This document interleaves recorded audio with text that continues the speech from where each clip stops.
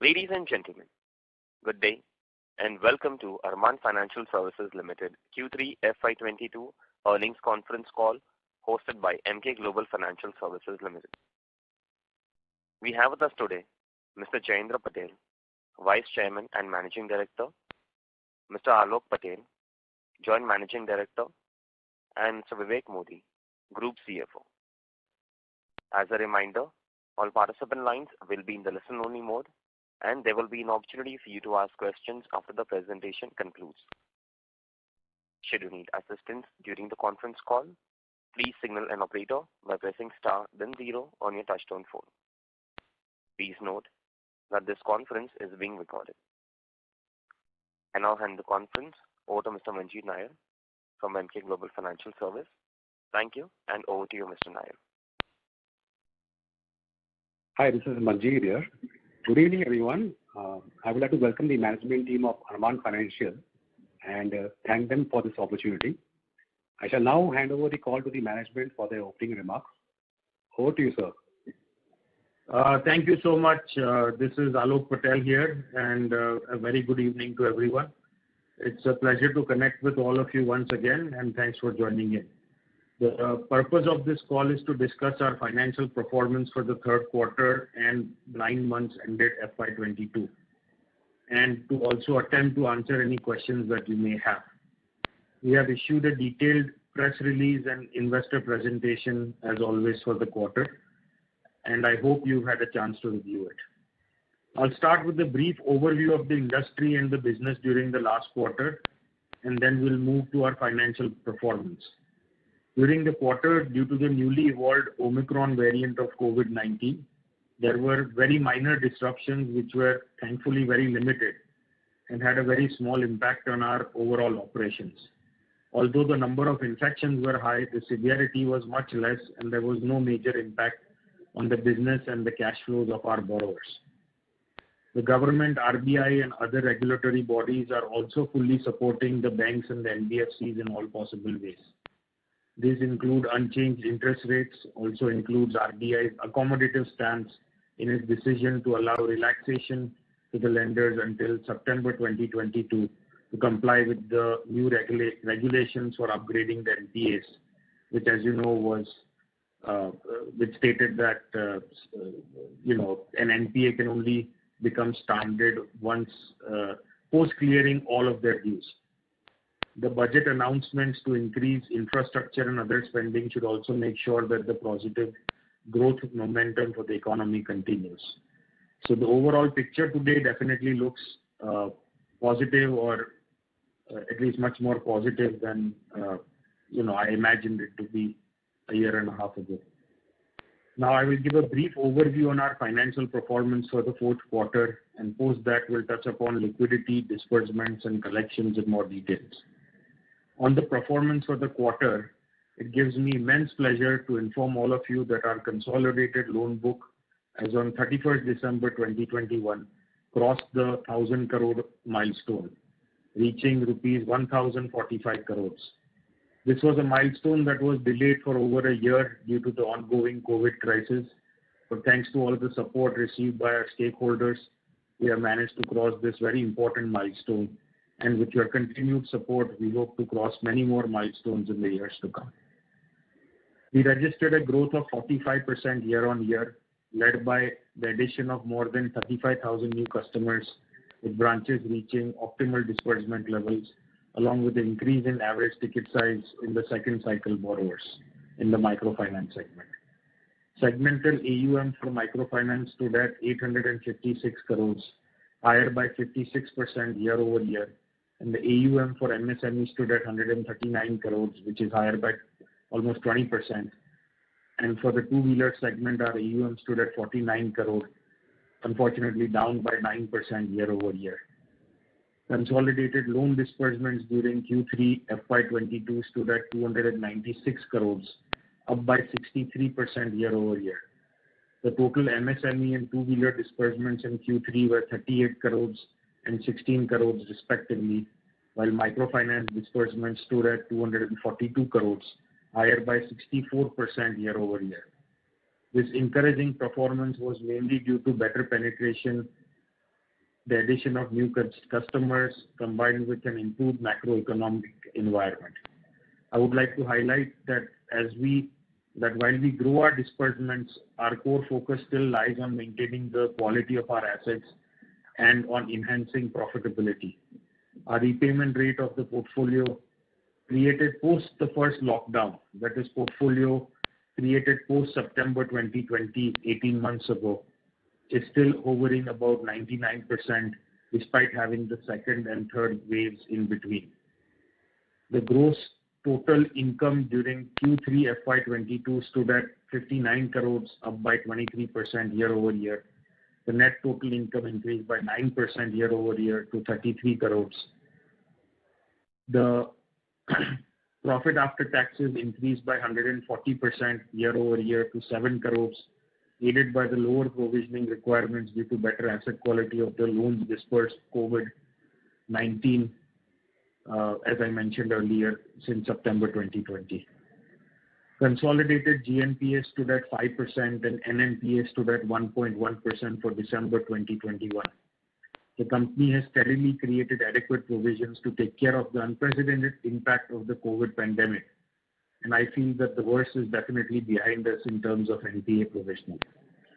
Loan impairment cost for the quarter reduced to 6.6 crores. The company prudently created extra provisioning of 1.9 crores and took an aggressive write-off of 4.6 crores in this quarter. Cumulative loan provisioning stood at 64 crores as on 31st December 2021, covering 6.1% of the on-book AUM. Overall, provisioning reduced due to the better asset quality and aggressive write-offs aimed at reducing the NPA burden of pre-COVID doubtful assets. The company enjoys a healthy liquidity position with 126 crores in cash and in bank balance, liquid investments and undrawn CC limits.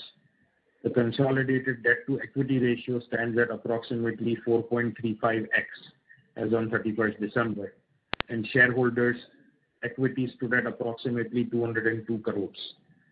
We are pleased to inform that the company has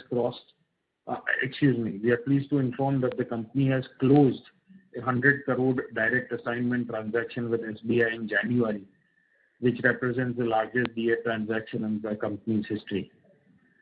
The ALM continues to remain positive, and the company continues to have access to new sources of funds due to the company's robust balance sheet and prudent lending practices.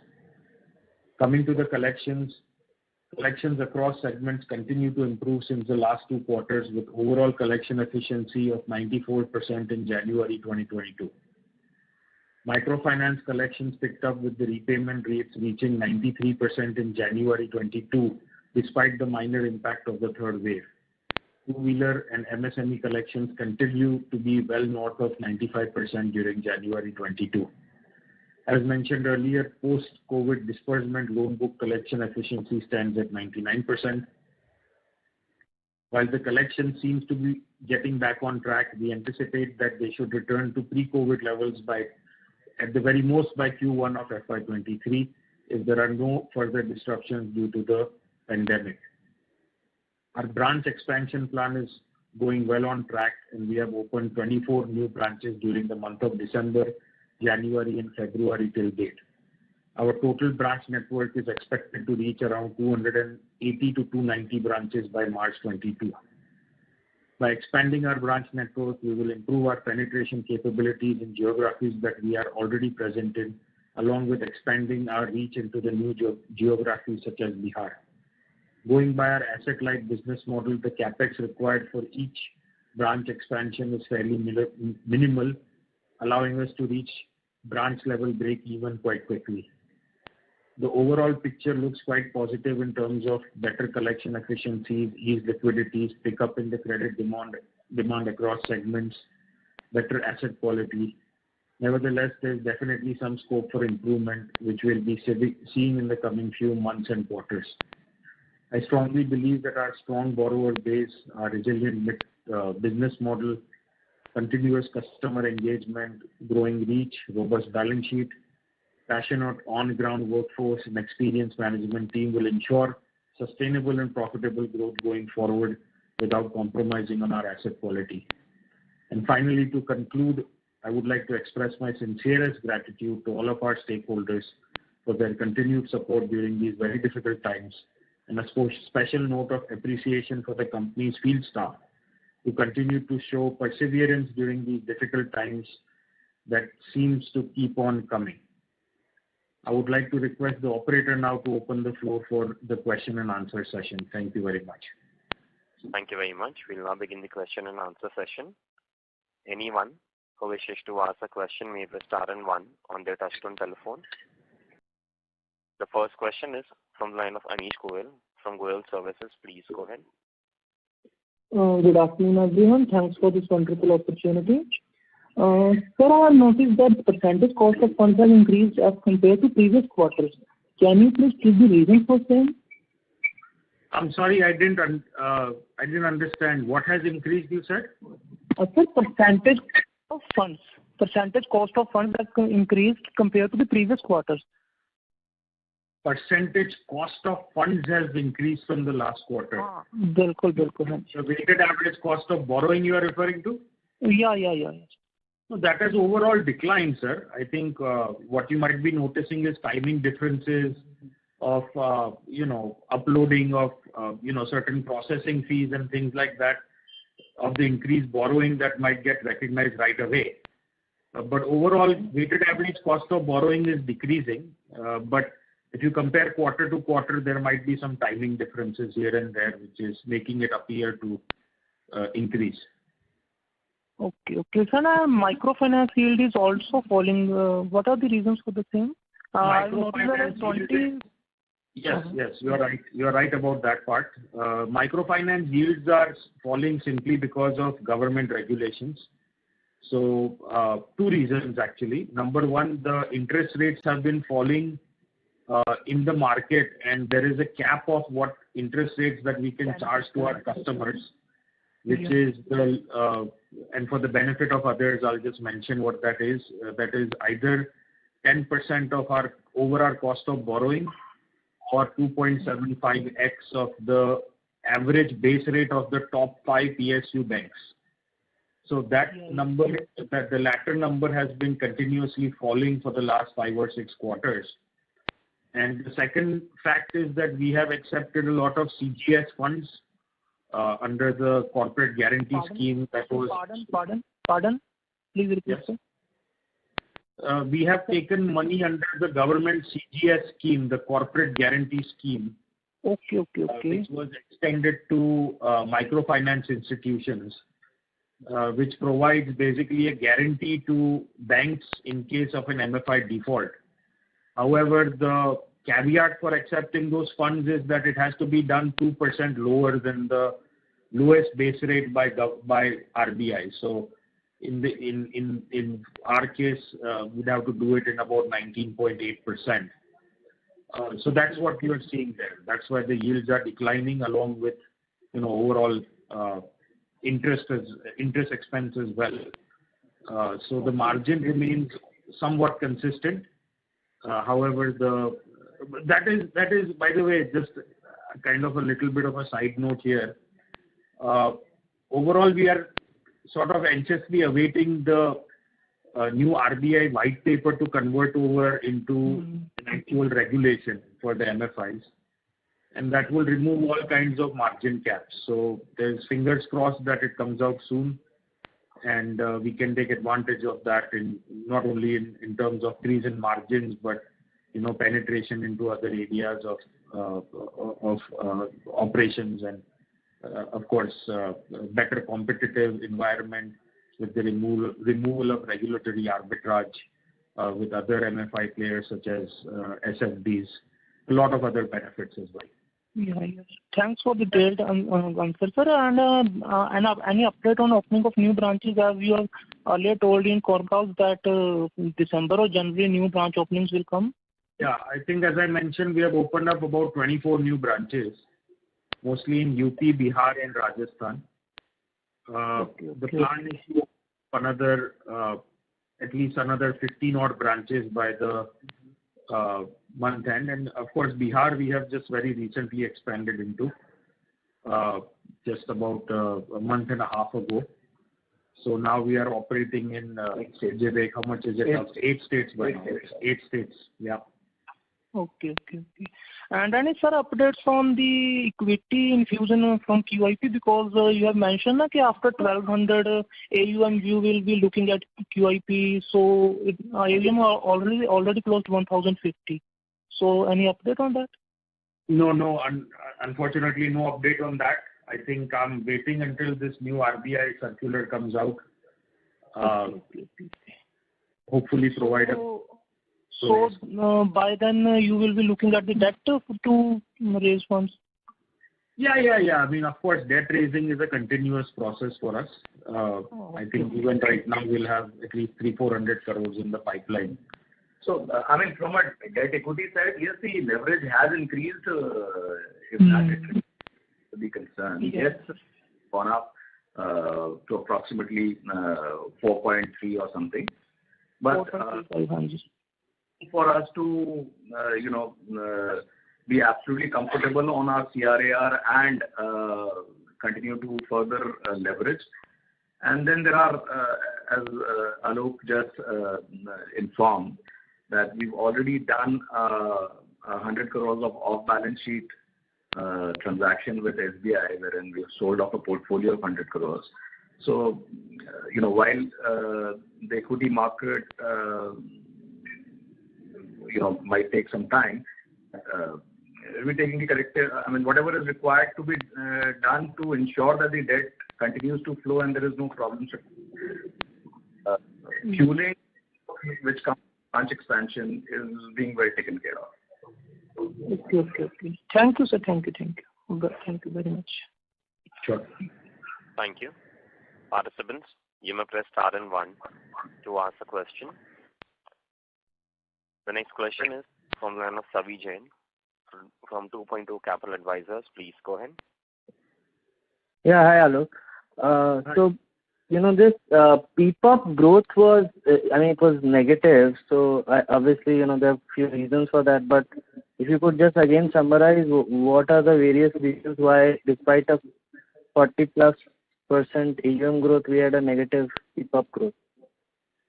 Pre-provisioning, you're talking of pre-provisioning profits? Operating profit, yes. So there's a combination of, as I mentioned to the gentleman earlier, the margins have been kind of falling down. So we are at about legally a 21.8% cap, which is, at least 3% lower than what it was about a year and a half ago or a year ago. On top of that, we are incurring a lot of operating cost for the branch expansions. Believe it or not, collecting money is also quite an expensive endeavor, as you can imagine, with all the COVID-related stuff going on. So yes, there's pressure on both sides, on the income side and on the expenses side as well. But I think what you will notice is, I'm not even sure if I can say this, but probably next quarter by Q4, all of those things would have been a little bit streamlined. And I think Q4 should be slightly better, at least in terms of, those both aspects about the income side and the expense side. But you would still be operating at those yields because of the absence of that RBI notification, which still hasn't come. Even if the RBI circular does come out tomorrow, there is not going to be any magic wand that will, unfortunately, all the assets which I have already created on my books are at the lower yield. Correct. So the weighted average will start to increase, of course, but that will still take some time or a few quarters, putting real impact on the P&L. So Vivek, anything to add? Yeah, so, on the pre-provisioning side, what also happens is, as the gentleman earlier was,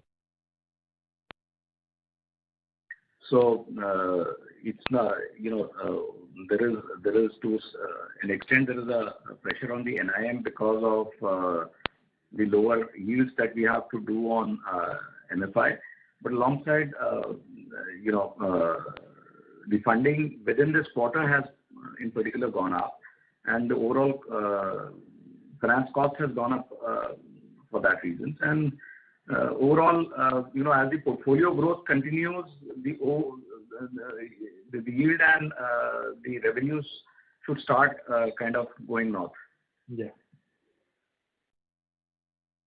So this, this RBI thing, will it be like again a draft paper or will it be a final notification? No, it will be a final notification. And it will be effective immediately? I wish we could address that. No, based on earlier circulars which have come for the industry, what do you anticipate? I think it would not be immediately. I think if it comes today, it might be effective from 1st April or something like that. Okay. Yeah, I mean, I think a lot of players were talking about this coming through in the last quarter, December quarter, and we are in February and it's still not come. So, every industry gets glued to the budget for some or the other reason. I and Alok were glued to the budget speech for this one only. Yes. I think the government had more important things to take care of. And not only that, I was watching the governor's, what was it called? Anyway, whatever it was. I thought कि वहाँ भी कुछ announce हो जाए तो. Monetary policy meet.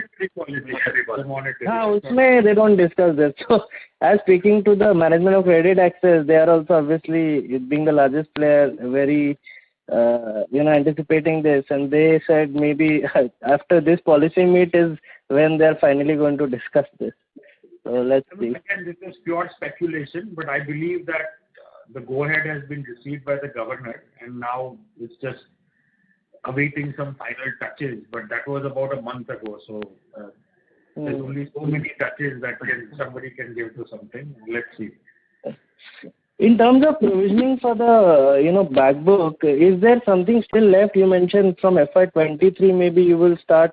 It will start normalizing. So do we expect another quarter of higher provisioning? So the Arman book is completely provided for. In fact, more provided for than, so there were like write-backs and stuff also, as in written off assets were somewhat collected in the last quarter. In the micro side, I mean, I think, as I said, the worst is definitely behind us.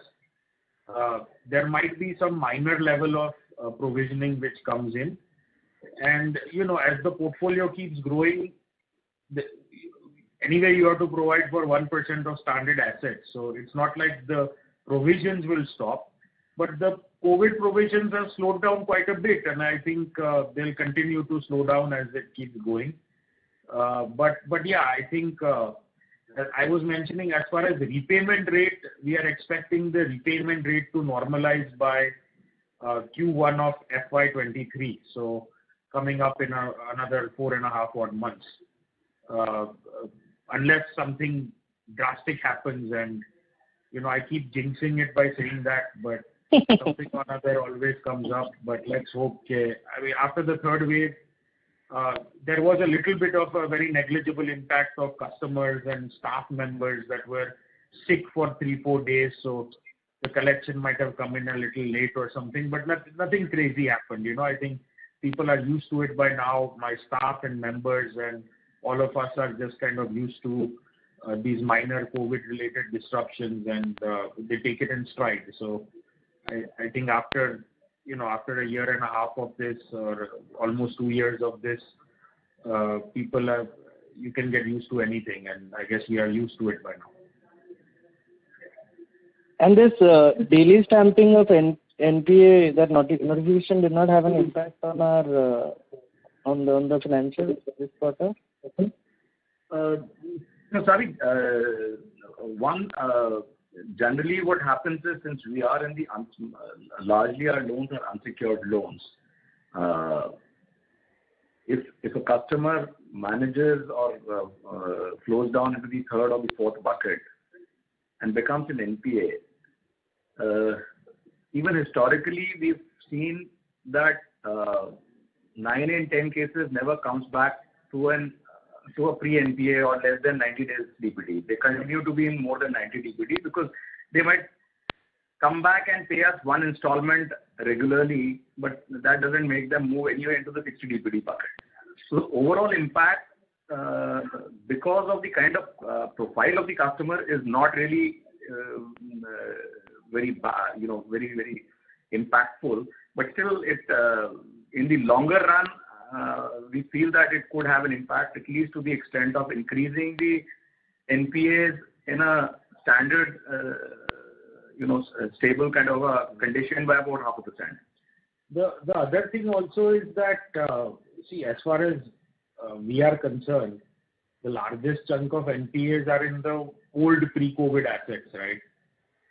So those who are already well over the 90 plus DPDs, or the newer assets which were created, as you heard me, I mean, we have not been facing too many issues.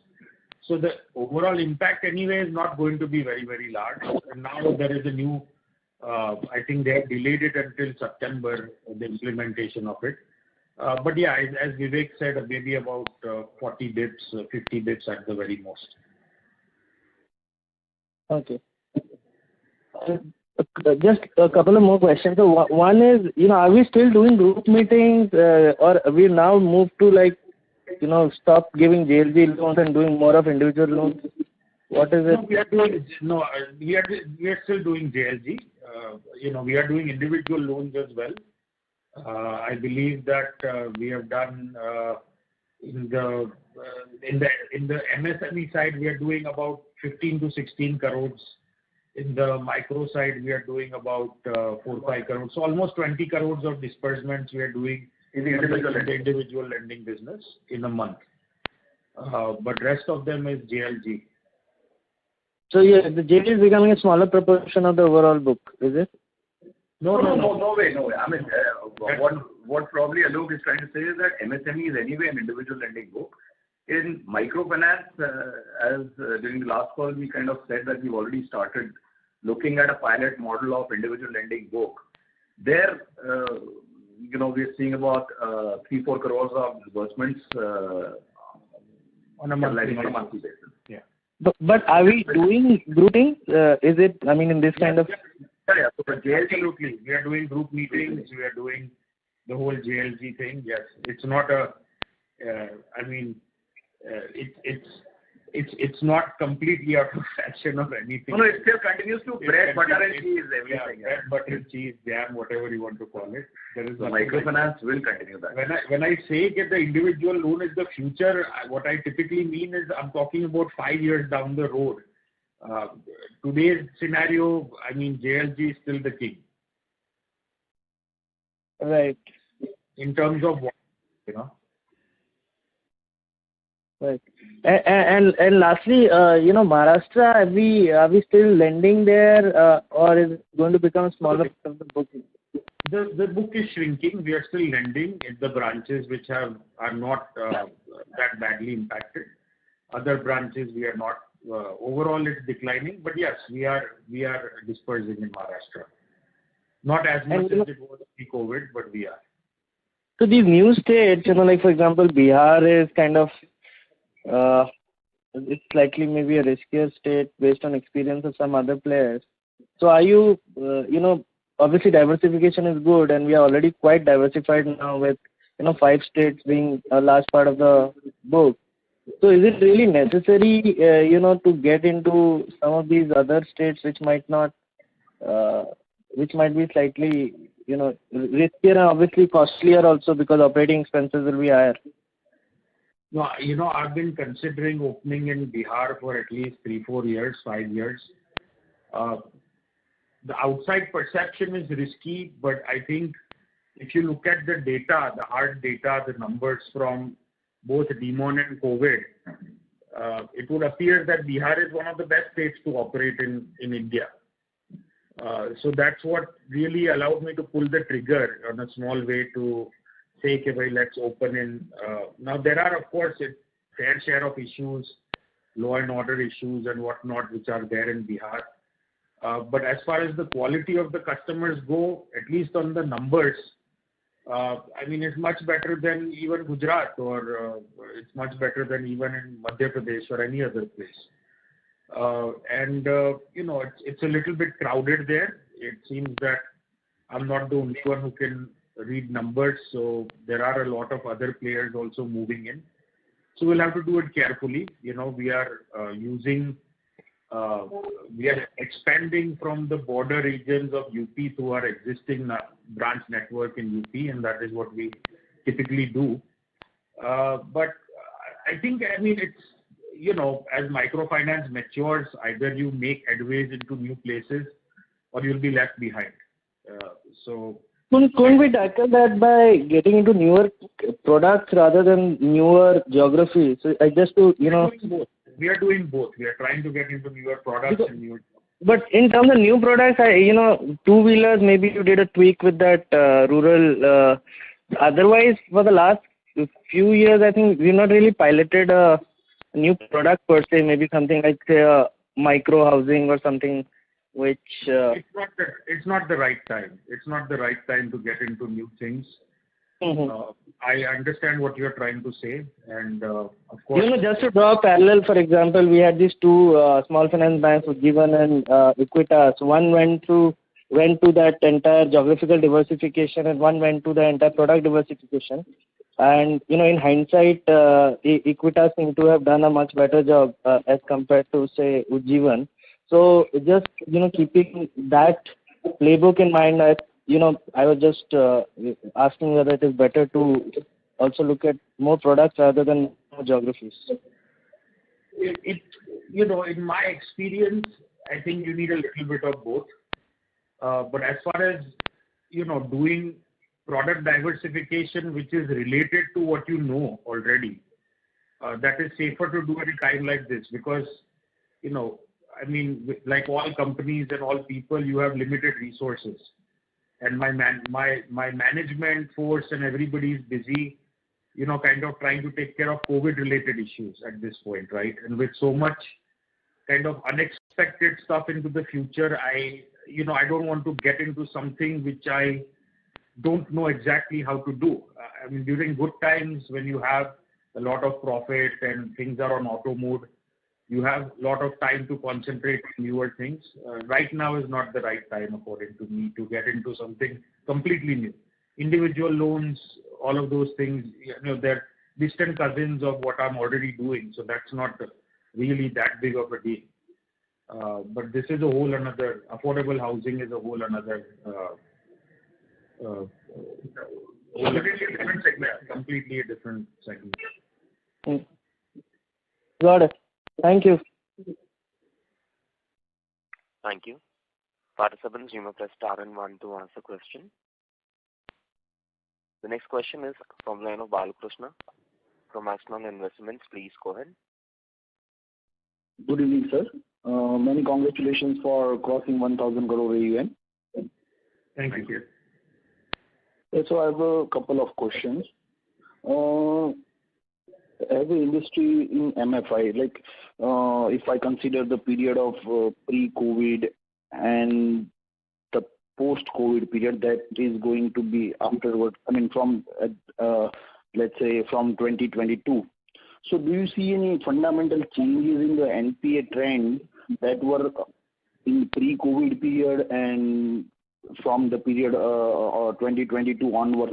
Is there any fundamental shift in the industry because the average is going to be higher than pre-COVID? So if I understand your question correctly, what you are asking is, compared to pre-COVID and post-COVID. So let's forget about COVID-related losses, but as the regular operations resume, will the NPAs on a steady state be higher or lower or same than what they were pre-COVID? Is that your question? Exactly. They will be higher, very frankly speaking. Not by a very large amount, but they'll be slightly higher as the ticket sizes continue to increase and as microfinance continues to penetrate deeper and deeper. The lower hanging fruits kind of go away and you are taking slightly higher risk on other customers. And I think people are getting used to credit. They have a lot of different areas to get credit from. So as competition increases, it's natural that the NPAs will probably increase slightly as well. But I mean, I've said this often that, we were in a golden age for like a good 7-8 years in MFI where loan losses were less than 1%. I mean, unless you are doing gold loan or something like that, it's unheard of, right? Even in the secured business, even in two-wheeler, it was never the case.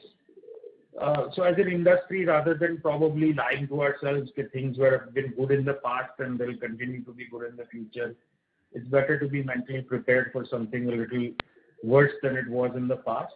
But if it's the same or slightly less, nobody will be happier than I will be. Okay. And my second question, do we do any kind of or any percentage of loan that we disburse in cash? No, we are 100% cashless in all segments. And almost for 4 years now. Yeah, almost for 4 years. A single rupee of cash that goes out has gone out last 4 years now. Okay.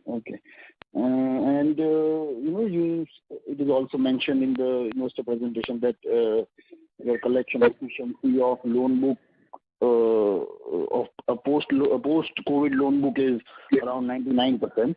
Okay. So when I look at the disbursement of last 5 quarters, so it is around 1140 crore, and total loans outstanding on your balance sheet is around 965 crores. So I'm not able to understand the math here, because you say your overall collection efficiency is between 92 to 95%, and your post-COVID loan book collection efficiency is 99%. Yeah, correct. So what? Yeah, please. Please go ahead. No. Go ahead. No, I mean, that's just the way the math works out. It's just that whatever is left now, that is pre-COVID, right? I mean, that has a much lower collection efficiency, because the stuff that was good has already been paid off to an extent. And that 1100 crore that you mentioned, I'm sure it's correct. I don't know what the disbursement has been in the last 5 quarters. But that also gets repaid, right? So you can't really compare that since inception, I have disbursed maybe 5,000 crores, but that doesn't mean by AUM. Even the good portfolio continues to repay, so that will bring down their overall weightage in the repayment calculation. So basically what you are saying is that a good portion of 1140 crores, okay? So basically, and so you are saying that a lot of loans that you disbursed after September 2020 got repaid before the loan you disbursed pre-September 2020, right? So is that a very big, So imagine if I lend you 100 rupees today, right? And you pay me as of 2 rupees tomorrow. Your outstanding will become 98, right? Yes. Now, that same 100 rupees, if I gave it to you 2 years ago, your outstanding might be, let's say, 15 rupees, and you pay me 2 rupees, that will become 13. So the overall portfolio weightages will be different than the repayment weightages, because both EMIs are 2 rupees, right? But the portfolio is very different. One is 98 rupees, the other will be 13 rupees. Yeah. So basically, there might be a couple of scenarios, right? So wherein the loans you disbursed post COVID are of shorter period, and the earlier loans would be for the longer period, and the second scenario you mentioned would be something of that sort. Let's look at this way. That is absolutely not what we are saying. 1100 crores. The outstanding of the 1100 crores, let's say, out of that 10,045 crores of total AUM, would stand at approximately 70% of the AUM. So out of 1100 crores, about 35-40% would have run off in a regular course of, something which has been disbursed 1.5 years ago. 1.5 years ago in September, would have, repaid about 15 installments already. and something which was dispersed in February and March of 2020 with the moratorium, it would be almost close to being run off, but still there'll be like a few months left on it, but the EMIs will be the same. Anyway, we'll probably let us move to your next question. Maybe you can call Vivek for the mathematical understanding of this. Yeah. All right. And so basically, can you tell me out? So on your consolidated balance sheet, there is a loan book. Loan of around 965 crores. So what would be the percentage of pre-COVID and post-COVID loan book in this 965? What is it, Vivek? About 25% or something would be pre-COVID. About 75% would be post-COVID. Roughly speaking, we can probably give you a better answer. But about 75% is post-COVID. The pre-COVID is less than half. But the repayment would be probably higher than that. Because again, this is so math. Again, a case in point would be like, say for example, NPA cases. Out of my 3.8% of NPA, there would be hardly a case which is a post-COVID disbursement. The entire NPA would be pre-COVID. Right. Correct. So where even collections, a demand is there, the collections are not happening. The collections are much Not less, or are less than, let's say, 30%. Right. Okay. That's all from my side. Thank you so much. Thank you. Participants, you may press star and 1 to ask a question. The next question is from the line of V. Srinath from Bellwether Capital. Please go ahead. Hi, Alok. You guys can hear me? Yeah. Right. Yeah. Can you just take me through plans for MSME? What are the growth outlook? Disbursements have somewhat kind of come back to pre-COVID. So where are we standing? And then there was a particular line in the presentation that said that you have tightened the cash flow requirements and COVID impact layer. Can you kind of explain that too? And again, given that we are coming out, and if there are customers who have clear credit screens in the last 2 years and who have not defaulted, wouldn't it be better at least to leave the norms as is? Because you would already have kind of clean data coming from the bureaus. So yeah, just wanted to understand broadly, how are you seeing MSME over a 12 to 18 month kind of time horizon? No, we love MSME. It's a great business to be in. The returns are great. The losses, if you compare it with microfinance, are probably same or less. As I said, Arman, we are already out and we are at a situation that we are writing back. So it's a great business. But it takes a very specific kind of customer to find that customer, and of course the kind of volumes and the volume gains that you can expect from the microfinance side, it's at least post-COVID, it's been difficult to keep that up because it takes you and your team to find that specific kind of customer who can, afford the rates, and you can evaluate their cash flows. And so the rejection rates continue to be high. But that being said, we are, I think the disbursement levels are increasing. We are, continuing opening branches in that segment as well. So a plan of opening about 10-12 branches. We have already opened about 3 branches in the last couple of months. Geographically, we've gone to Rajasthan. To Rajasthan as well. So geographically, we have expanded into Rajasthan at areas we found to be good for doing this kind of a business. So overall, I'm quite bullish on it, but it's going to take its own time. COVID did have a setback. We tightened the underwriting norms, and it was very difficult to evaluate the cash flows. So it takes a very specific, as I said, it takes a very specific set of circumstances to disperse the loan to the MSME customer. But we are working on it. But otherwise, I love the business. There's absolutely nothing wrong with the business. What was your second question on what? Yeah, no. Do you expect a ramp up there also in disbursements to start? Yeah. Probably in a quarter or two, similar to MFI, we have now crossed. Looks like we are firmly on a growth path there. Do you expect MSME also to kind of hit a growth path in a quarter or two? How are you seeing it? Absolutely. All our efforts are going towards that only. So, if we didn't go to that path, then clearly, we have not succeeded, but our efforts are going towards that path, as you say. Perfect. One final housekeeping question on MSME is, for MSME book also, the loans given post April, are they 99% collection efficiency similar to MFI? Is that trend similar? No, yeah, absolutely. It is 99% plus collections, yes. Okay. And the last one is this, we've seen two-wheeler kind of ramp up from 7 crore to 16 crore disbursement. Is this ramp up coming from rural two-wheeler or the erstwhile business that we had that, we were looking to kind of ramp down? No, that's a cyclical kind of a benefit because October, November of this quarter are supposed to be the best month for two-wheeler sales. Diwali season. So got it.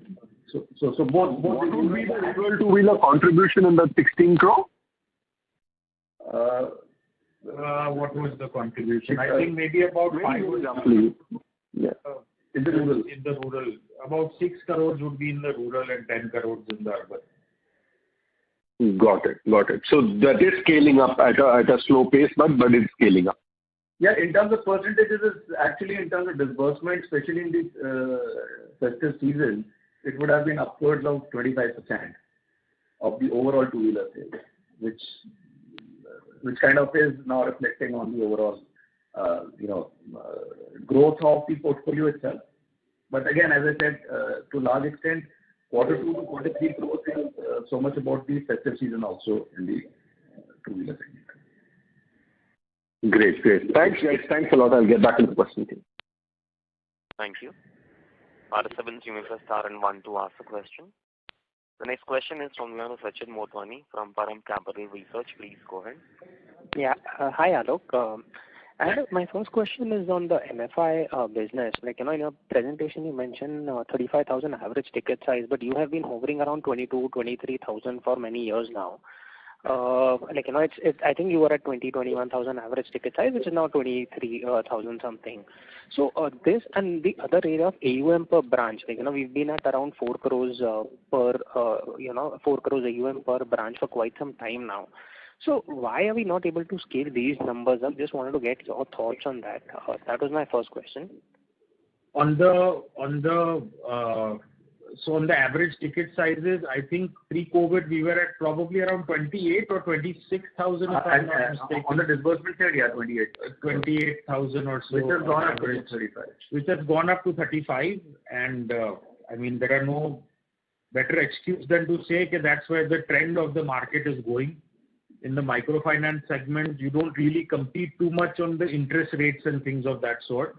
What you are competing a lot on is on ticket size and turnaround time and things of that sort. So the trend towards the market is going towards increasing ticket sizes. Okay. So your AUM average should also start increasing that. To give you a little bit of more comfort around that, you see the higher ticket sizes are only in the future cycles. That largely speaking is on the second cycle, third cycle, and so on and so forth. Right. Now, when we are lending money, I would say at least 15% of the microfinance customers for now have been kind of taken away from the market. Mm-hmm. Because we are not lending money to anybody who has defaulted during COVID, right?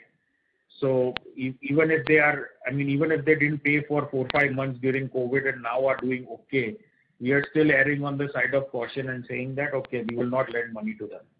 But the customers who are left are like the cream customers, right? Even for us. So these are customers who have continued to pay us without any kind of difficulty or any problems during COVID, during first, second, third wave, whatever it may be. So am I comfortable taking a slightly higher risk on them? Yes, maybe. I think it would be fair to say yes. So you're left, a lot of these customers which we are giving higher ticket amounts to have been through like the worst test that you can imagine, right? COVID. So, and they proved themselves. So I think it should be okay.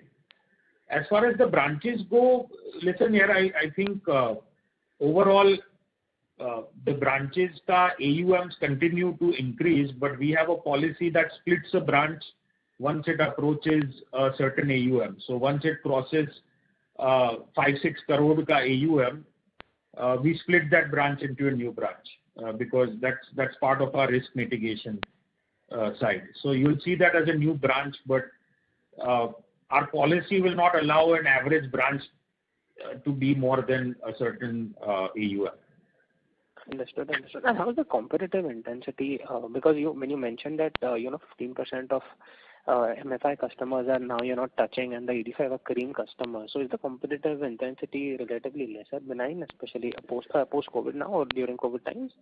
No, it's honestly as competitive.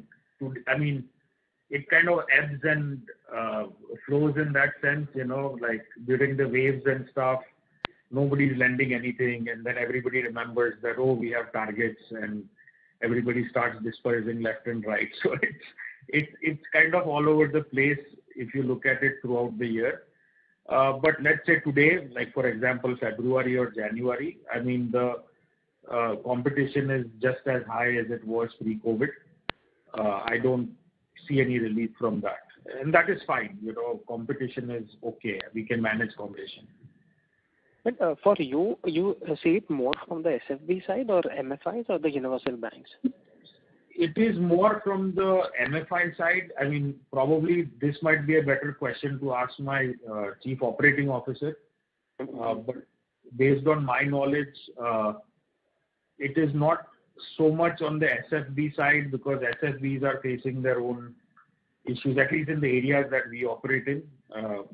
I could be wrong on this, but the MFIs are also, there's a lot of funds available, let me tell you that much also. So people are not facing so much of a liquidity issue, it seems to me. Again, I don't have numbers to back this, but based on different, the CGS schemes, as I mentioned, and other schemes that the government's been running, and the overall availability of liquidity in the market, along with PSL guidelines and things like that, the MFIs have, the good MFIs or at least the decent MFIs have a good supply of money flowing in. So that has not been an issue. Okay, got it. Next question I have was on this direct assignment with SBI. So you would be, what would be your broader terms? You would be earning a 10% spread. Your margins would be similar as the current business? So how DA works is we take the assets that we own and sell it. So there are no margins to worry about. Yeah. But the deal we did was somewhere around 10%. It's kind of a complex thing, right? But all-in cost would be somewhere around 11% for us after considering the processing fee and the other requirements, the stamp duties and things of that sort. The published rate would be somewhere around 10%.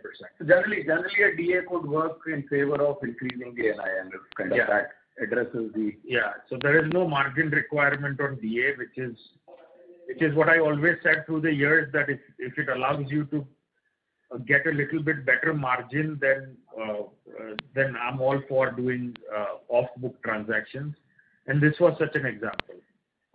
Got it. Just one correction on your slide, actually. On your slide number 13, your reported cost to income is 28%, which I think you've taken the cost to income as a percentage from a total gross income instead of the NII plus other income. Absolutely. So, that's absolutely possible. Thank you so much. Slide 13. No issues. Congrats and all the best for future quarters. Thank you so much. Thank you. The next question is from the name of Rupesh Titya from Intelsense Capital. Please go ahead. Hello, sir. Can you hear me? Yes. Okay. So my first question, Alok, is you are at 300 crore roughly disbursement in Q3. In quarter 4 of next financial year, can we are we all set to reach, let's say, 500 crore kind of disbursement quarterly run rate? 500 crores a quarter. In quarter 4 of 23.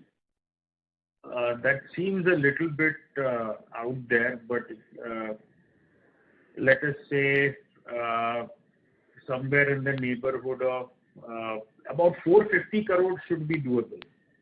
Maybe might be touching 100. I don't want to over-promise anything. 450 kind of per quarter seems quite doable by Q4 of next year. Yes, government government. Disclaimer always is, let us see what further disruptions are coming due to COVID.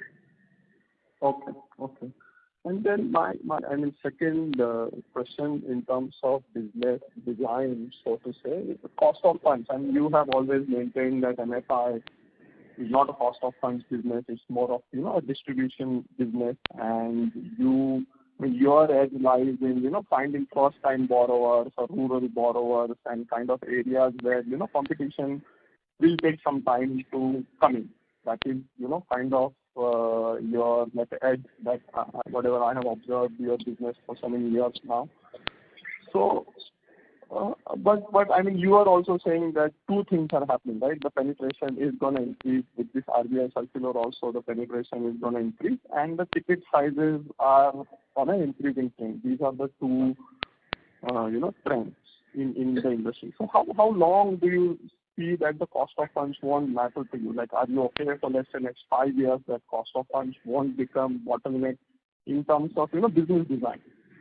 The cost of mattering as soon as this new RBI circular comes out, because once you remove the margin caps, then the idea is, see, today whatever cost savings I get from my borrowing cost, I have to pass it on, by law pass it on to my customers, right? At least on a weighted average. So once that is removed, I have to worry about three things instead of two things, right? I have to worry about my top line, I have to worry about my interest cost, and I have to worry about my operating costs. So all three of those things will matter to the bottom line. And it will be a balance of those three which will, so we are in a place right now where it's going to start mattering very soon, and hopefully sooner rather than later. But that is still about 10% cap, right? That probably everybody is looking at as an increased bottom line and more distribution. I think the industry players like you are looking at that margin cap removal in this way. No, margin cap will get removed. So if I'm able to save 1% on my borrowing cost, or if I'm able to charge 1% more to my customer, then that will directly impact my bottom line, right? By that. Yeah. So that way you're looking. But my question is, our cost of funds disadvantage over, let's say, SFBs or someone like Bandhan Bank is really huge, right? And we have been, kind of smart to pick these rural pockets and stay in those rural pockets and get kind of yields that we get, right? But how long that can continue? Sir, let me couple of things. So my cost of borrowing disadvantage, so to speak, is far from huge now. It used to be quite huge. Today, I'm at a place and at a scale where I'm able to attract funds at a lower cost. So our rating has also, we are at A minus at this point as well. So while there is a little bit of a disadvantage, I'm not going to deny that, but I have other advantages that SSBs don't, like my operating cost structure, And in fact, a lot of them are not making very much money with their scale, or a lot of them are making losses. I have not made a loss in any quarter. So let us put aside the differences between an NBFC, MFI structure and an SFB structure, because I've always said that these are they are apples and oranges, They might be fruits, but they are different kinds of fruits. As far as the other MFIs go, there are few MFIs that have a distinct advantage over me, maybe Credit Access or somebody like that. But there are companies which are much, much larger than me, and I have managed borrowing at a lower cost. So it's not just as a function of scale. I think your vintage matters, your rating matters, your overall, profitability, your governance, and a lot of other factors play into what rate that you borrow from.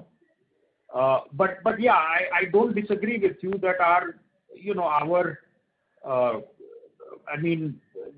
core competency has always gone out to find the new customers and get into the niche areas where there is not a lot of competition, and we can service these customers in a way. Slowly that might be going away, not by choice, but because the market is expanding and there are a lot of players, and players are expanding and everybody's opening new branches. So that is the reality of competition. I think we've done a good job with the places we were good at, and I think we'll continue to do a good job, hopefully, as the market environment keeps changing. Okay. And I'm sorry to harp on this, but how about ticket size? I mean, do you, let's say, if you want to lend a really good customer at 50,000-60,000, does your business decision kind of prevent it because of your cost of funds? I mean, how does cost of funds impact your ticket size, in terms of a good customer or in terms of risk to portfolio? Cost of borrowing is not going to really impact my ticket sizes. Cost of borrowing has two advantages. One is it increases your portfolio faster and thereby your potential interest income that you can earn.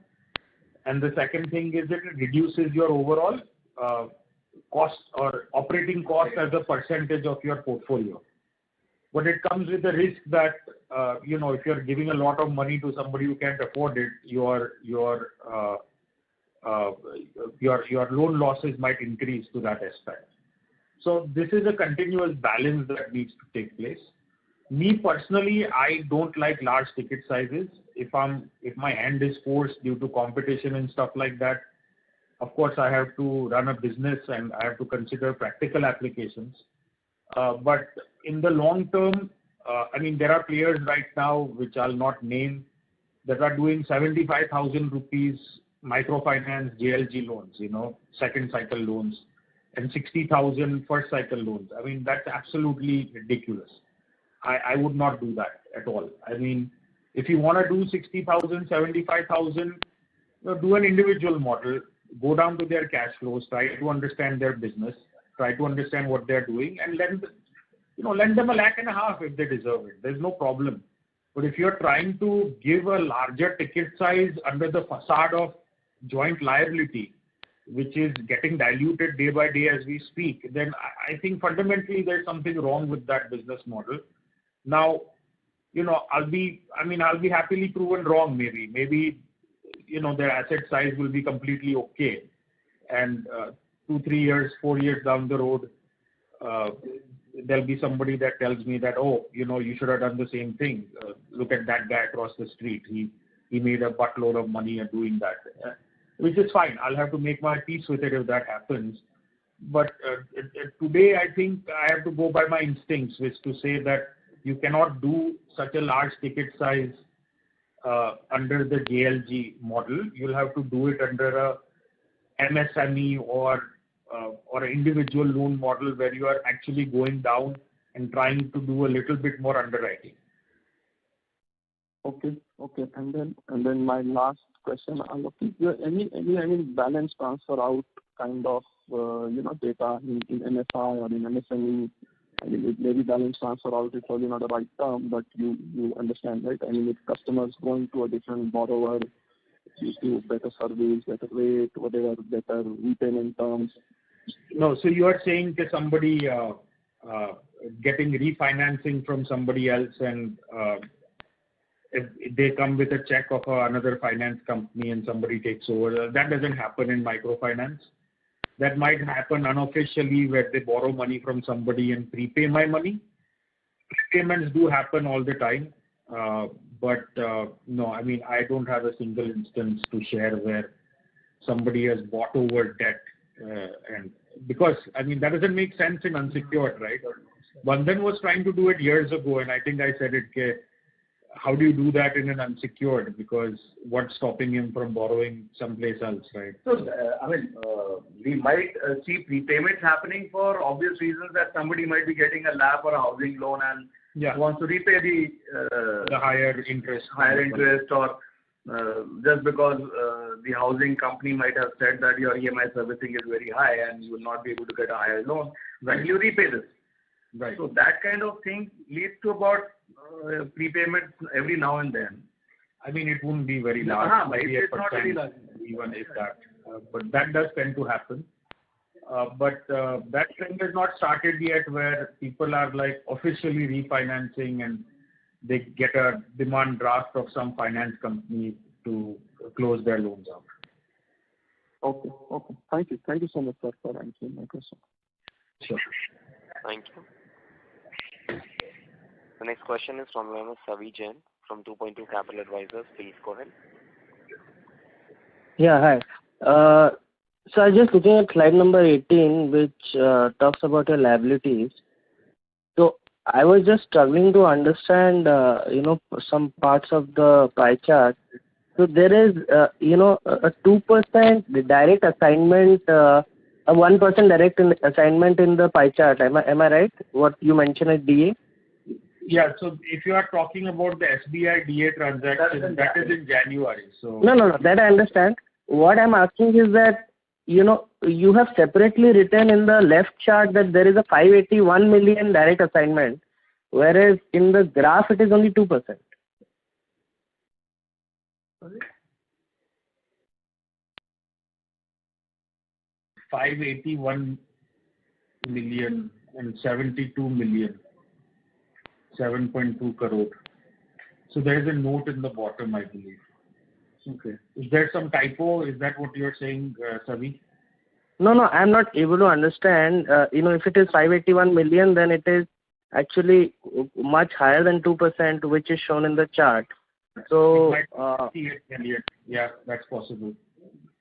Let us look into that. I mean, I'm not too sure. I'm going a bit colorblind as well on this one.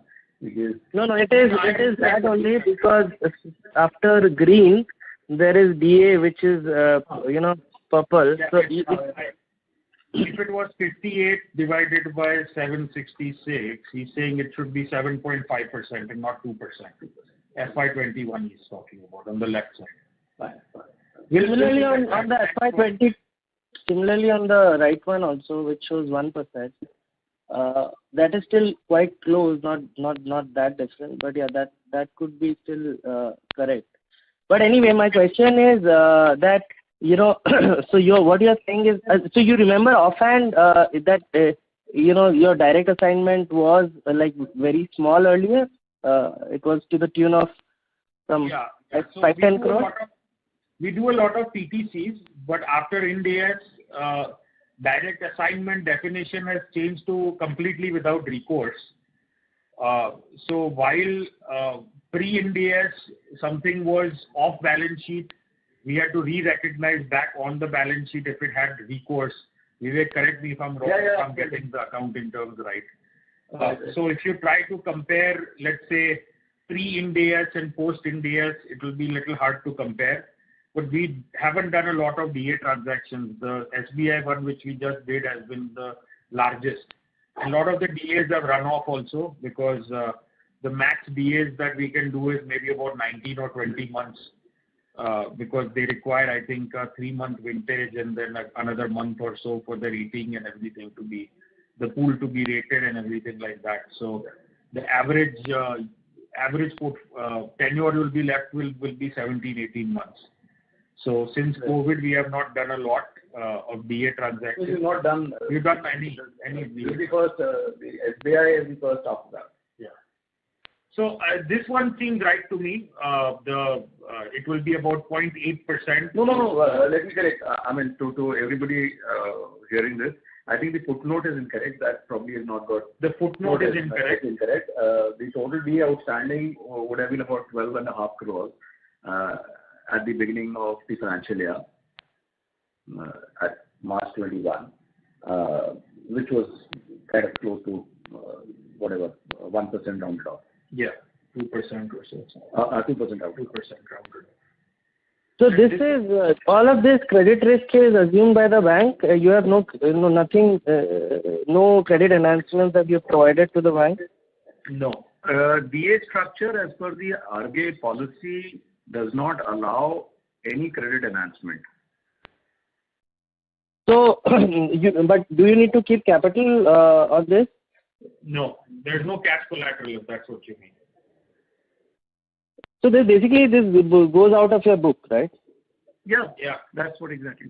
And is it like a profitable? Given that now you have these limitations on spreads, does it make sense to do it at 10%? Do you make money ROE on this a transaction? It makes absolute sense to do it. The only problem is that the profit you have to recognize on it right away. So your profit for that quarter might appear to be inflated. Well, not inflated, that's the wrong term. But while the operating expenses of servicing this loan might be over a period of two financial years. 2 financial years, the profit from the same has to be recognized right away. So basically, next quarter there will be a abnormal jump in profitability because of this transaction. We're discussing only accounting side of it at this point of time, not that we want to kind of say anything regarding the. No. That I understand. I'm saying we need to, take it as an extraordinary income when it appears in the right thing to do would be to amortize it over the period of the loan. I agree with you. In fact, amortization is, but is quite weird. Sorry, what happens is we'll have to go by what the accounting standards and. Correct. So the same is not true for securitization and so where does PTC appear in this? So DA is securitization, which is a true sale. PTC will appear on balance sheet in this. PTC is actually by India standards not off balance sheet, and in that case you amortize the overall cost and the. So in this graph, where does it appear? So in this graph, it would be bundled up in the bank or the FI, wherever there is securitization, no? So there is 30% securitization, no? The blue one.